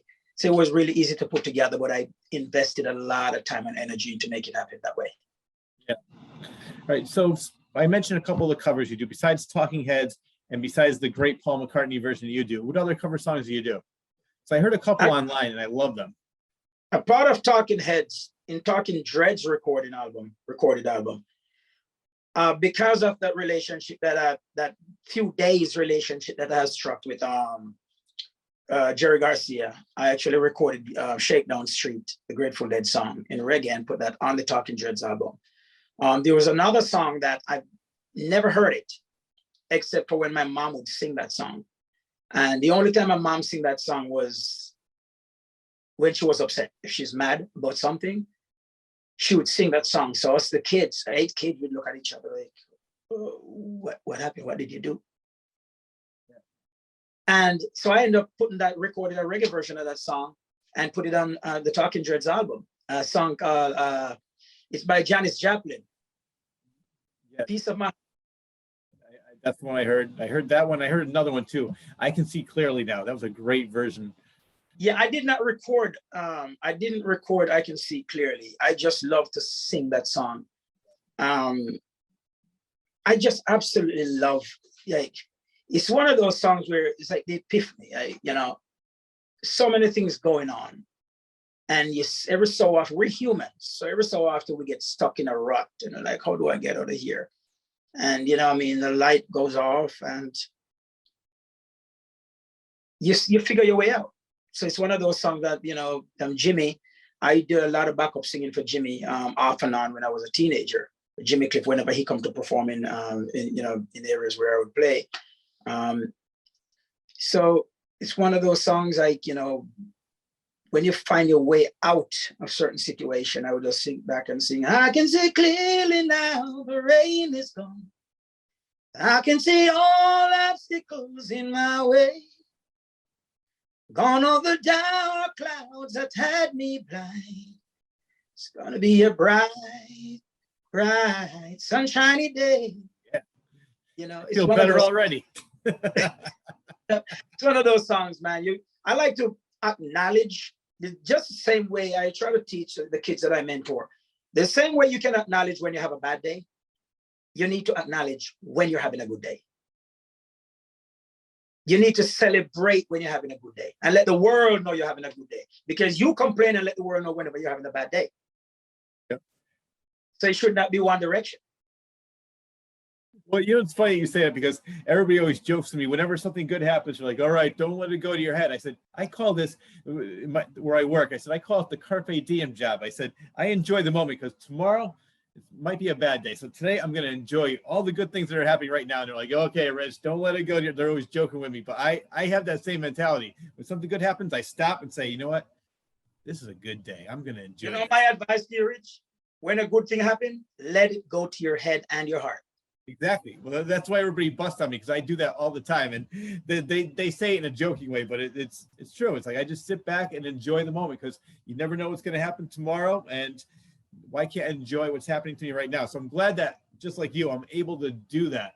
Stop and say, oh man, I wish I did this, I wish I did that, or I should have enjoyed that more. I'm actually able to stop and think about this and say, it's happening right now. I'm going to enjoy it. You know, one of the sad reality of why a lot of folks don't celebrate whenever good things are happening to them is because they're worrying about what other people is going to think. Yep. And it's a very sad reality. It's not as simple as look at it. Like, you should think about it. If you had walked to your fellow workers, co-workers, and oh man, you know, oh my God, I just stubbed my toe and it hurts like hell. Nobody would tell you to not let it get to your head. But the minute you smile and be like, guess what? Somebody just gave me a huge hug outside and I'm so happy about it. Don't let it get to your head. No, it should get to your head and your heart. I love it. Well, you know, it's funny. I always tell people the same thing too. It's like, don't worry about what anybody else thinks. Just worry about yourself. If you're having a good time, I always tell people, it's like, if you don't like me, get out of the way. If you do, come along for the ride. We're gonna have a good time. Never really cared, and everybody. It's funny because whenever people talk to me, you know what I like about you the most, or what I like most about you, is that you could really care less what people think. I said, everybody should be like that to a certain extent. We're just like, just do what you want as long as you're not hurting anybody, and just have fun. And who cares? Most of the people that are maybe quote unquote judging you are probably just jealous because they want to be doing something like that, and they wish they could be that happy and have that much fun. I agree 100%. If they would allow themselves to get out of their own way, they could be having as much fun as you, and they would not be thinking the way they're thinking. Exactly. You collaborated with so many great musicians. You opened up, collaborated with them. You mentioned Jimmy Cliff, Burning Spear, Yellow Man, and Gloria Stefan. Yep. How many I knew, well, since 7 years old, or even before that, you've been playing music and touring with different musicians. Who else have you performed with or opened up for? Oh my gosh. I can only imagine the list goes on and on. Yeah, it's hard because, you know, think about a bunch of these festivals that I've been on. I could not. Yeah.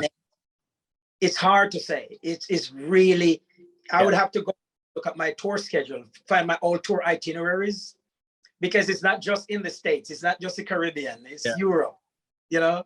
It's difficult. I mean,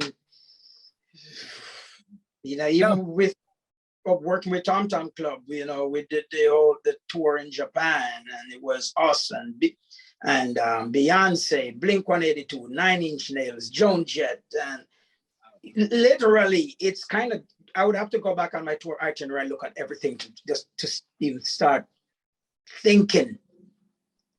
I could start giving you a list of names.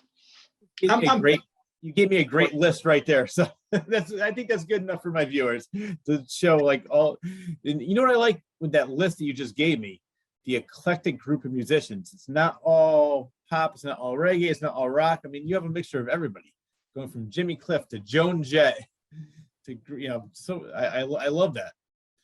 It's just that you're so open-minded with your music. And I think that I always tell people, it's like, be as well-rounded as you can. There's not just one type of music, there's not just one type of movie.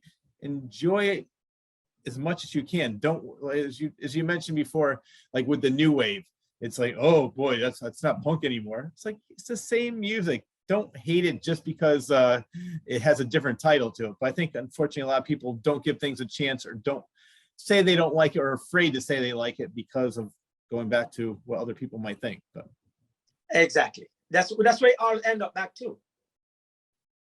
What does, you know, if somebody hear me listening to punk music, what are they gonna think? I mean, if you're not into punk music, I get it.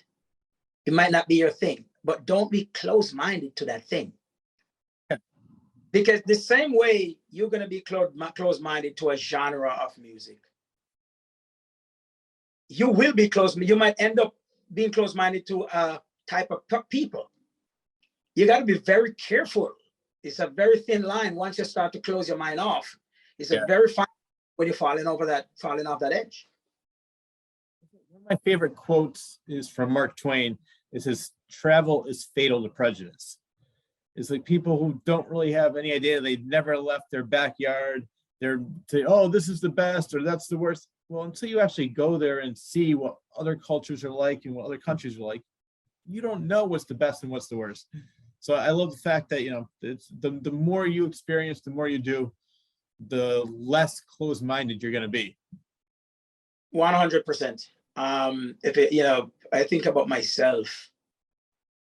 If I had, you know, if I was like some of my friends who were like, yeah, man, I'm just gonna stay here at the hotels in Jamaica, and I'm, you know, I'm very comfortable, and I would never have met all these people, get to work with all these people, or experience the things that I've experienced, or see the places that I've seen, I've been to areas that I've been, if I was that close-minded.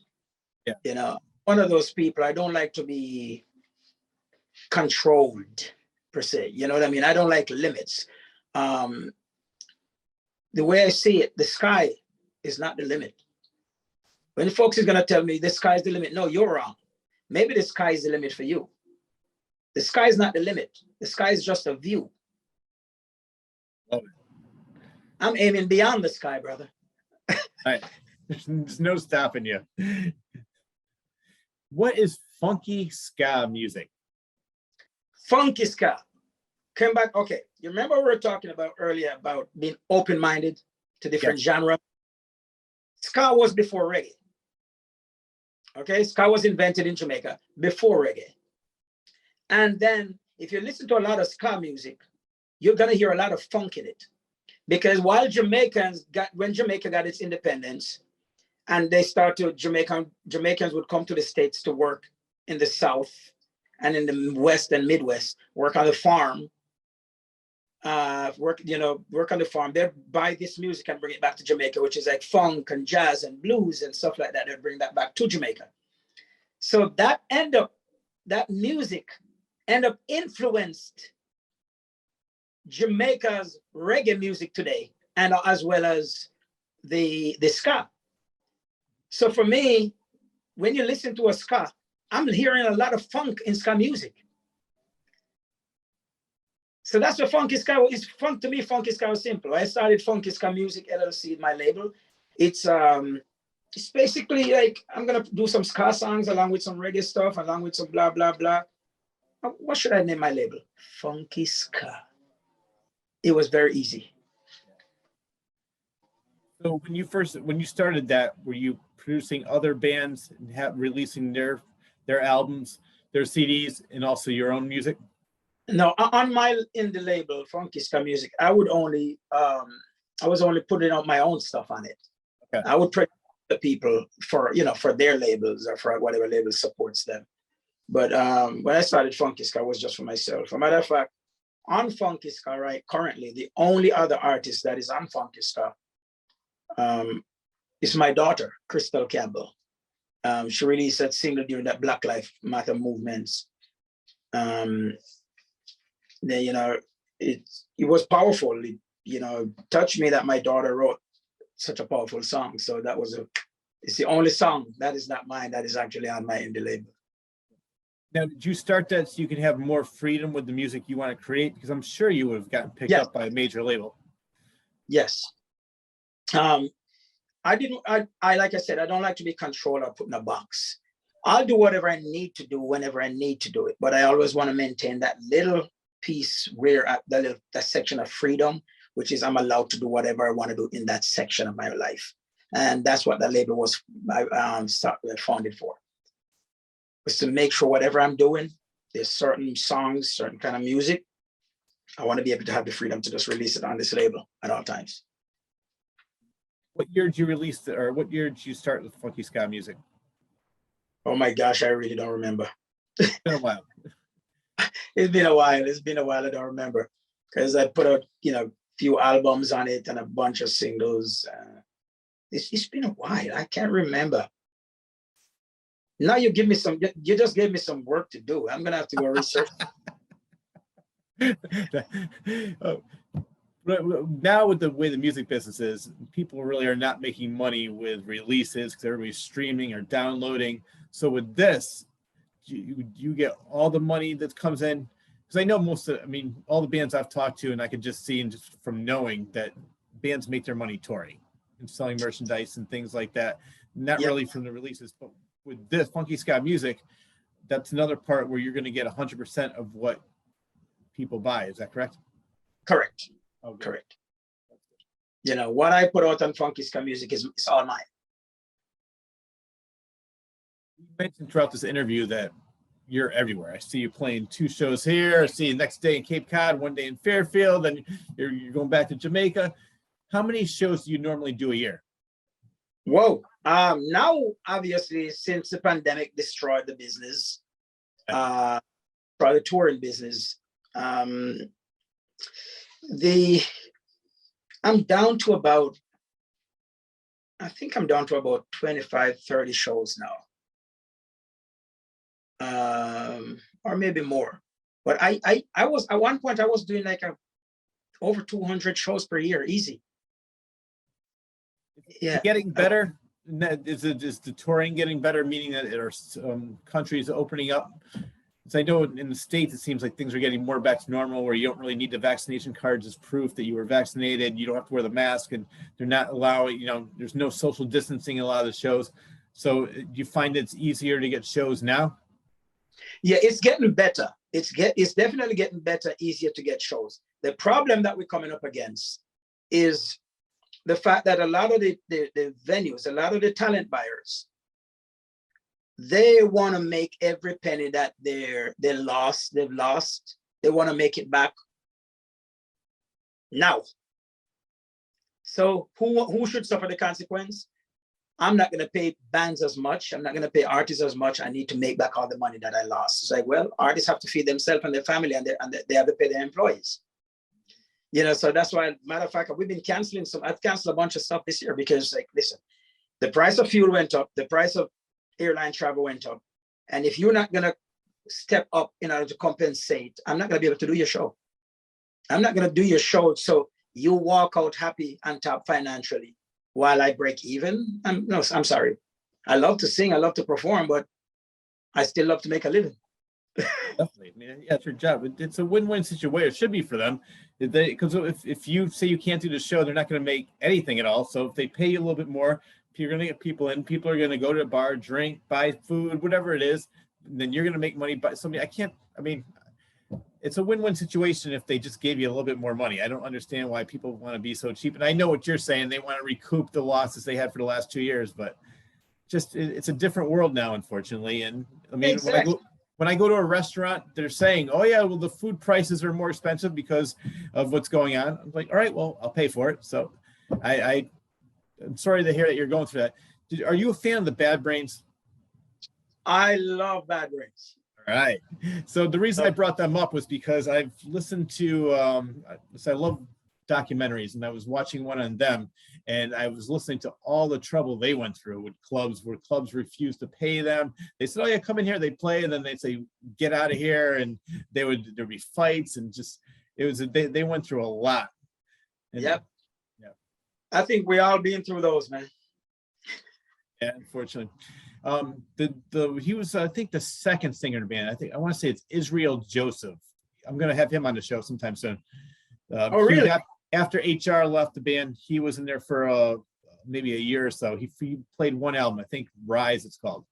So I was talking, going back and forth with him. I'm a huge fan of the Bad Brains. I saw them once.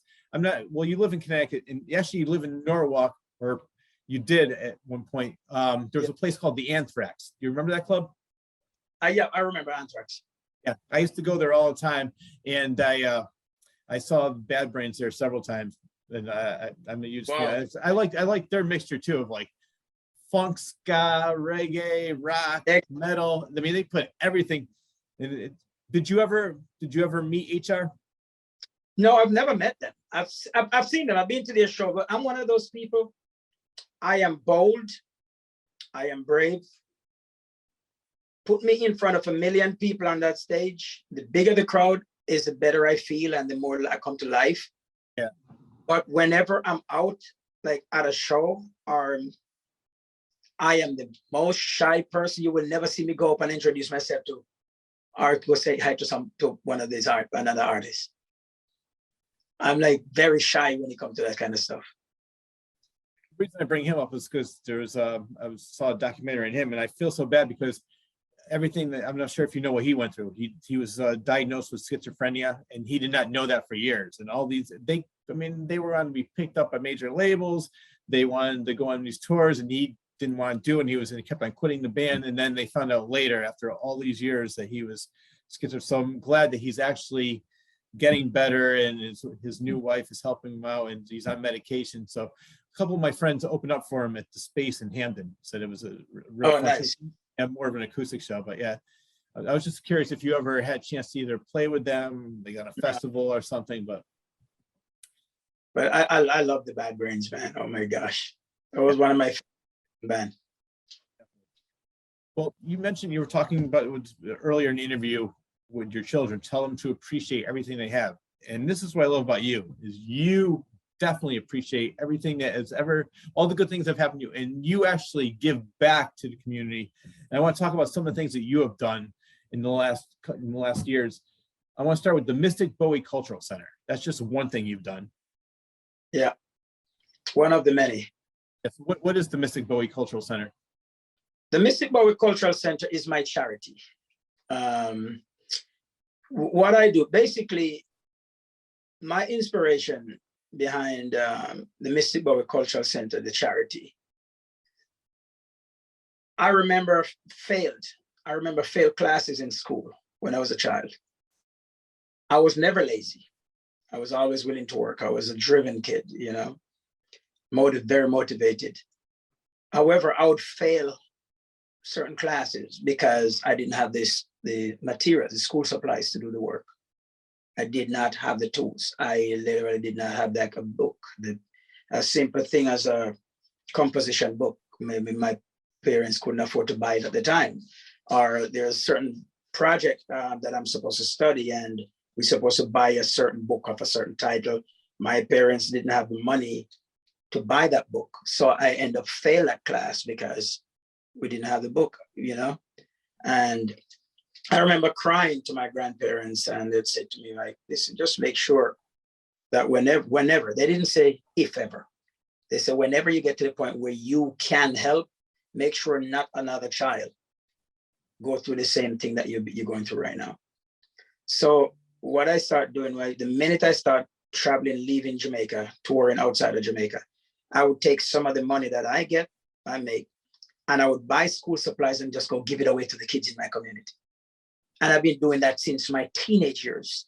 And yeah, it was, I forgot what year it was. It was 2011, about 2011. A friend it was a fan at the time, Eric and Sue Balin, the Balin family from New Jersey. they came to my show, and apparently they're big fans, and I didn't know them. So they came to the show and, telling me that they love what I've been doing. I've been following you. We saw what you've been doing. You're taking your own money and you're buying school supplies and giving out in Jamaica with every trip that you make back there. And I was like, how do you know so much about me? So Eric turned to me and said, you don't have to be just giving your own money. You can actually ask for money legally. I said, well, I am not good at begging. I said, the reason why I've been doing it on my own and using my own money to buy the supplies because I am not a good beggar. And he said, well, I tell you what, if you're open to it, I'll help you be the beggar. I'll be helped to be the beggar for you. I'll help you to start this charity. And he helped me to register a 501c3, which is the Mystic Bowie Cultural Center. And ever since then, we raised enough funds, which I built the Mystic Bowie, a Campbell library and media center in my community. I was able to outfit it with about 12,000 books. I outfitted with the internet and 15 computers. Just every year, I just ship a lot of school supplies to Jamaica and just give it out to children who needs it. One other thing I also do, I founded in my community in a compound, I founded the summer camp. It's a culture-based summer camp because in the summertime, the kids, kids get in trouble. We're kids. They're kids. They get in trouble because they're bored. They have nothing to do. So they run around, they get in trouble. And so what I did, I founded a summer camp. And I know that those kids, their parents don't have the money to pay for summer camp. So I founded this summer camp and I fund the summer camp until today. Right now, the summer camp is going on in Jamaica. I have almost 300 kids right now in the summer camp in Jamaica, and it's the 100% of them attending the camp for free. Wow, that's impressive. I love the fact that you're so appreciative and you do give back to the community. If people want to donate and help out with this, is there a place they can go and put money? Like, is it through the internet that you do it? Do you have a website? Yes, they can go to the Mystic Bowie Cultural Center.com. and just click on donate. Mystic Bowie Cultural Center.com. Click on donate. Or sometime I have friends who, even at the show, sometimes I would I have a Venmo handle that that I would put up, and folks would just do that little, basically click on Venmo and they donate. Some people donate $10, $20, but it goes a long way. Every little bit adds up, every little bit helps. So if you donate $10, it's $10 less out of my pocket, if you know what I mean. It helps, and it's $10 more that I have to spend on school supplies and and food for these kids. So even during the pandemic, one other thing that I did during the pandemic was I bought and shipped a lot of tablets to Jamaica and just handed it out to different schools. To make sure those kids can stay on top. I want them to maintain the level of education because they were all falling behind. Another thing that I do, because most kids cannot afford internet, my parents cannot afford internet. So I would put hotspots in different homes. I would pay for hotspots to install in different homes, as long as the parent for that home would agree to have at least 6 to 8 children come in their yard to do their schoolwork. I would put the internet in your house if you're allowed to take 6 to 8 children that live close to you to come into your yard and do their schoolwork from there. And so that's how I run the whole educational part of things through the pandemic.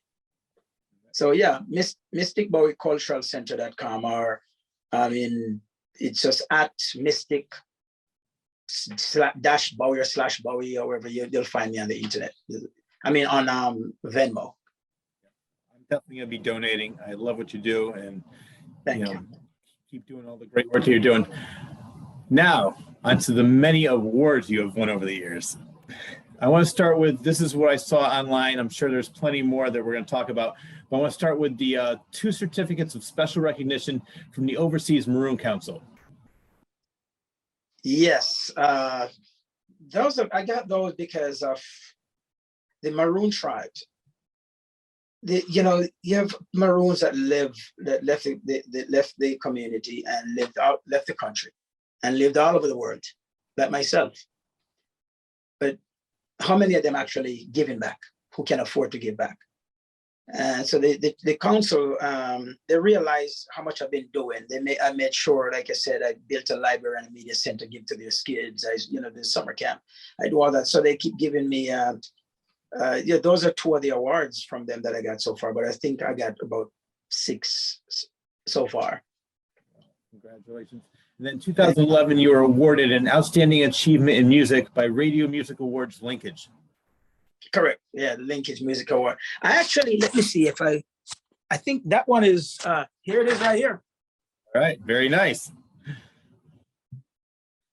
Yeah, man. It's pretty cool. And I think very proud of. Yeah, I am very proud of it. And Connecticut, me being around Connecticut all these years, we have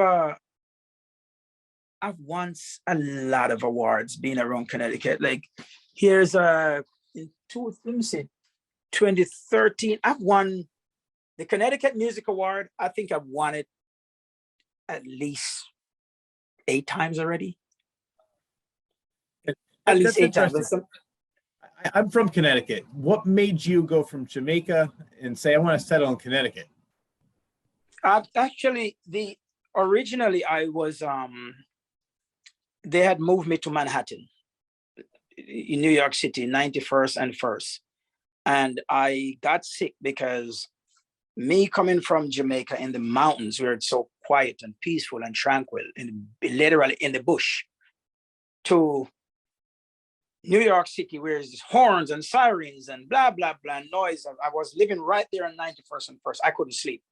So I started getting sick from exhaustion. So at the time I was dating a young lady from Western Connecticut. And that's how I ended up, they're like, why don't you just try Connecticut and see what you like? So if you like it. I tried Connecticut and I fell in love with Connecticut. And the truth is, I feel like if I'm going to move from Connecticut, I'm moving back to Jamaica. You know, I love Connecticut because we're in the middle of everything. We're such a small state, but in one day I can go to Rhode Island, next day I can go to New York, next day I can go to Boston. We're so close to all these different things. No, in one day you can drive to New York, then turn from New York and drive to Boston, then drive.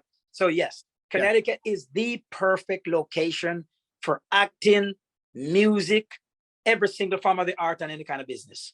Yeah, no, I agree. Like years ago, I did stand-up comedy, and I know a lot of my friends moved to New York. I said, why do you want to move to New York? I said, I love living in Connecticut just for the reasons that you brought up. Take the train, go to Grand Central, do my show, come back.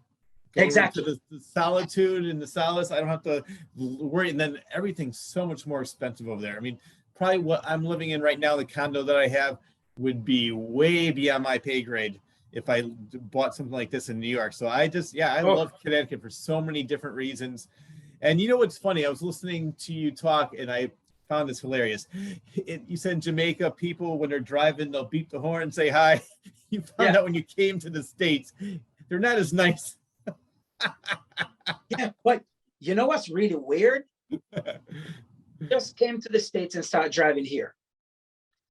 I would beat my horn to say hi to people, and I would get his fingers. People's flipping me off because I thought, I had no idea that when people beeped at me, they were literally cussing at me. So I would beep. I'm like, that guy just beeped here, happy, smiling. Oh yeah, he's just saying hi. Man, you found out very quickly that. Yeah, what the middle finger meant. Yeah, I learned that the hard way. Well, I want to talk about your stint as the face of Red Stripe Bear. Oh man, you did some research. I did. Yeah, at one point I was I got called. I was living in Norwalk at the time, and I got called by this young man that he works for Diageo, and Diageo was the sole distributor for Red Stripe beer in North America.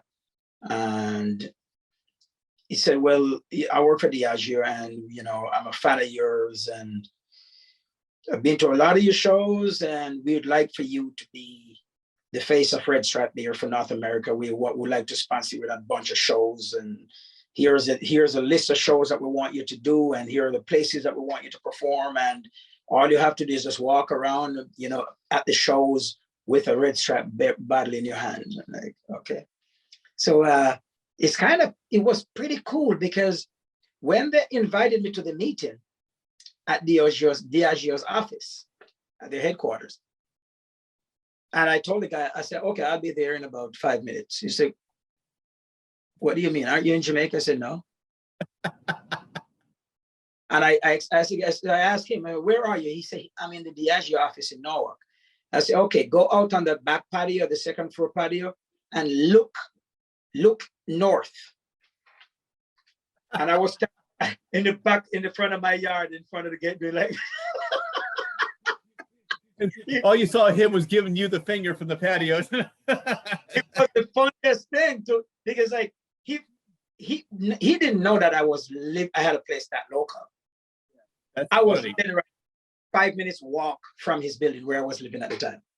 He probably thought, oh, don't worry, I'll fly you over here. We'll get you a nice hotel. It's like, Exactly. It worked out perfect. Situation. And you also did recorded jingles for Kohl's, Victoria's Secret, and more too. Yeah, I did a bunch of jingles. I recorded a bunch of stuff. Some that took off. Some that didn't get much traction. But I've tried it all, man. If the work comes my way, I'm gonna give it a shot. You know, and that's me. I'm, like I said, I'm a very open-minded person. Did they write the jingles for you, or did you write them? Some do, some don't. Some you know, some of the jobs they're like, you know, here are the words that we'd like to use, and this is the audience that I'm going, the demographic we're shooting for. Can you come up with something for that? And I do it. If not, they'll just write a jingle and say, can you just sing this jingle? And I do it. So whatever direction they come at me, I try to grab them. And then we talk about being open-minded, and I love that. And as I mentioned, I have very eclectic taste. Years ago, I went to go see Barry Manilow. He put on a great show, or he did at the time, but he started off as a jingle writer. He wrote a lot of commercials, so he did a whole medley of all the commercials he wrote. And one of the ones I remember so clearly is "Have Yourself a Break Today at McDonald's," and he wrote, and he just made it fun. He had a kazoo, and he's dancing around.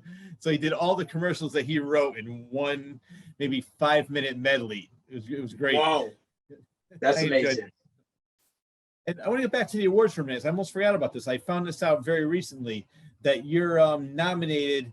Tom Tom Club was nominated for Best Reissue for The Good, the Bad, and the Funky. So congratulations on that as well. Thank you. Yes, we're very excited. Chris France had sent that to me the other day. Saying, you know, we're very excited to be nominated. Check this out. I was like, what? Yeah, it's nice when stuff that you work on is being recognized, you know, and being appreciated. It's a very, very good feeling. Exactly. And you deserve all the accolades that come your way. So thank you. Before we go, I have a couple more things for you, because as you mentioned, I did my research and I had so much fun doing it, because you have led an amazing life. You've done so much. I could probably go on for another 3 hours of just your accomplishments and all the different things you've done. But I want to talk about your merchandise deal with VP Records, Driven Clothing. Yeah, that was a good run. That was a good run at the time. VP did a thing where basically I was just modeling VP's clothes.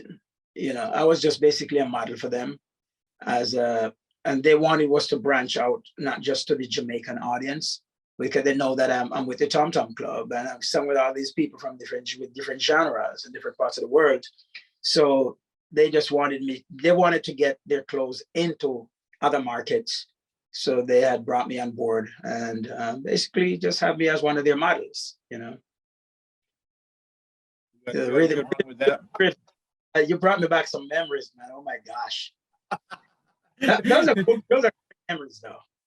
I have to change the name of this show to This Is Your Life. Mystic Bowie, remember this voice? I know. I know, because honestly, I cannot remember the last time that like that project, Rhythm Driven Sponsorship, actually even came across my mind. I cannot, you brought it up and I have to think like, did I do that? Oh my God, yes, I did it for VP Record, Miss Pat. Yeah. I love it. See, your life is so amazing. You don't even realize all the things you've done. My life is so busy. Yes, that is very true. Myself busy, and lucky for me, I enjoy every single project that I'm working on. If I don't think the project is going to be fun, I'm not going to do it. That's, you know, it's funny. I'm glad you said that, because for me, I have a job for me that pays my bills, and I do a lot of things I do for fun like this. And another thing I did was stand-up comedy. When somebody said, well, why'd you give up stand-up comedy? I said, it just wasn't fun for me anymore. And luckily, I mean, I'm always finding things to do. And one of the things I did was, because I have cerebral palsy, when I was born, I can tell you that very quickly, I was given the last rites 3 times. They said I would never walk, never talk.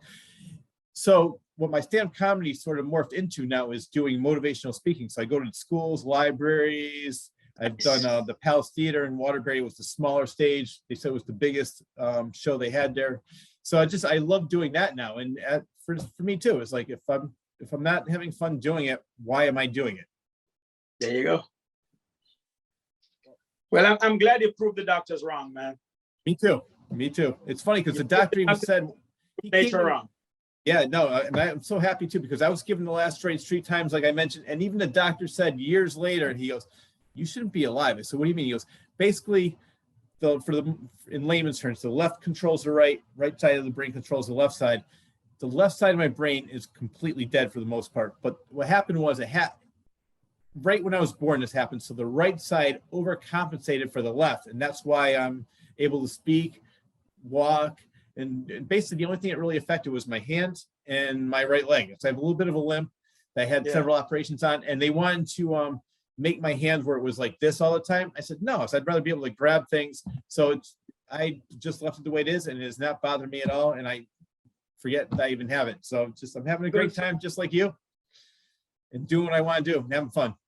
Live life to the fullest, man. You know, we live life to the fullest. I wrote the lyrics to for a song. And the reason why I wrote it is because a friend of mine were just, you know, people that just complains every day.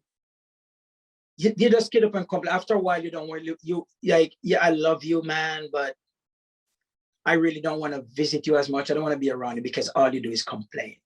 If you would acknowledge the good days as much as you acknowledge the bad, then it's totally fine. But I don't want to hear you complain as if, and I know I'm around you. I know you have some good things going on for you. Yeah. You know, so I actually use people's downfall like that to vent through music, through songs. So I wrote this song, you know, about instead of being down, I actually wrote the song, I'm gonna live like it's my last days. I'm gonna walk on down the runway, dance on the table while I am able. Join me if you may. Oh yes, I'm gonna live like it's my last day. I'm gonna walk on down the runway, dance on the table while I am able. Join me if you, join me if you, join me if you may. You know, so I wrote that song was from Deep Banana Blackout. Yep. And Caravan of Thieves, and he wrote the music and he's producing it right now as we speak. I saw some of the members at a place in Sullivan, Connecticut, where they were performing. They were really, I love that band. Then after I saw that, a couple of the members, then I went back and got a lot of their other albums. I'm a huge fan of them. Yeah, I'm a big fan of Deep Banana Blackout. But Fuzz is he lost his father this past weekend. I'm sorry to hear that. Yeah, thank you. So but I brought that up because of that song, you know, we're talking about just live like it's your last day, man. Forget about people saying. That's the reason why I put in it.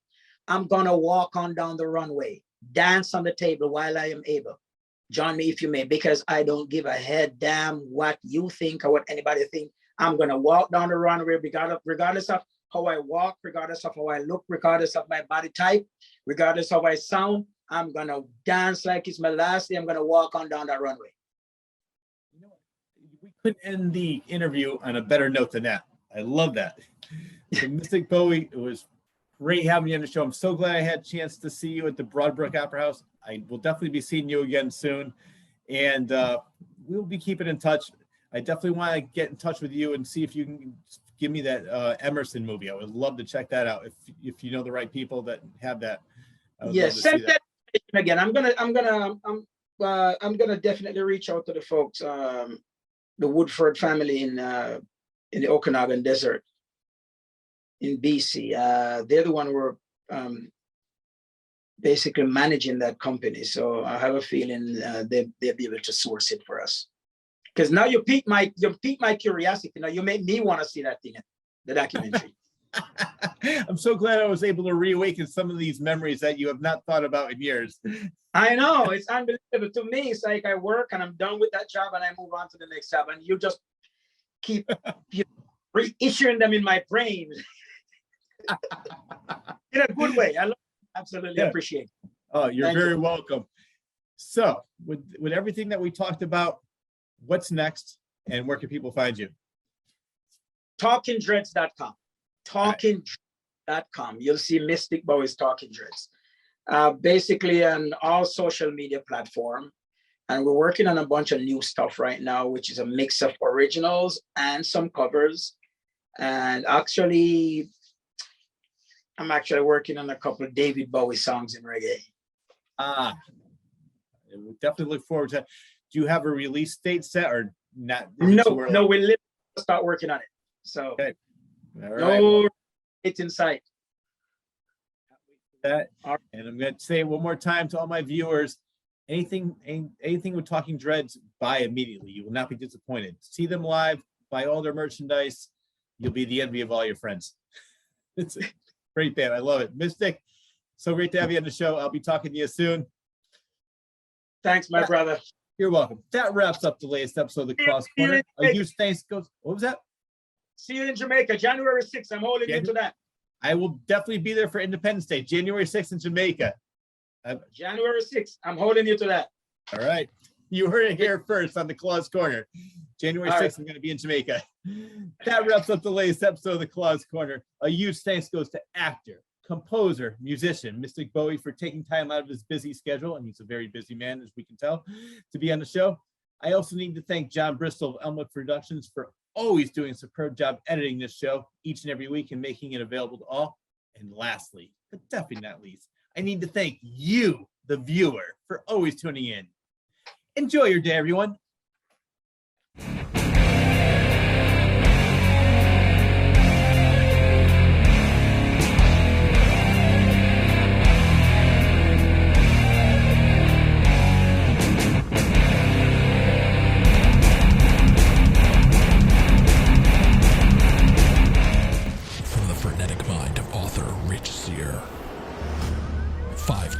Short stories, now available in one collection.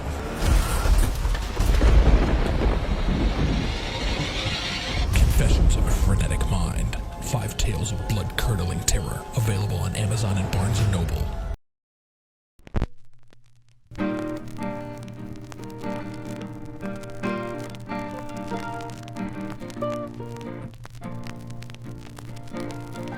All of a sudden I hear, brim, brim. What's a diaphragm again? Ha! We caught one.